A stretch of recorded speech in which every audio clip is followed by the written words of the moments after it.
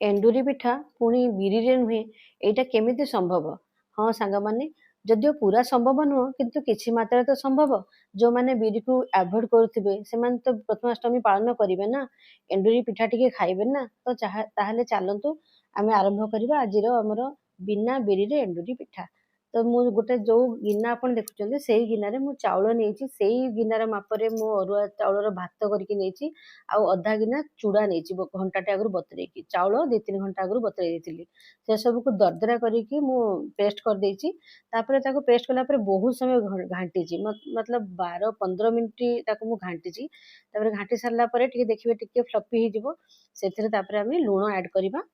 लुण add करके पुणी आउ 5-10 मिनट घाटा घाटी सारा देखो जो नड़िया पुर करके आगु गुड़ देकी नड़िया पुर प्रस्तुत कर रखीचे सेटा आम से कदली पत्र से जो आम पेस्टा करते देहरे आम से पुर देकर आम जो कड़े मुझे नहीं गोटे जालीटे नहीं से जाली उपरे कि मुझे पिठा गुड़ा सब एमती साइज करके रखिदे।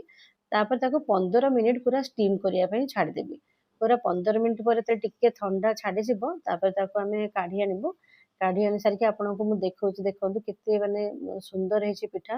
ताको आपण गोटे तरकारी घांट हो कि डाली हो बुट डाली तरकारी हो मसला तरकारी सहित गरम गरम खाई एंजॉय करंतु।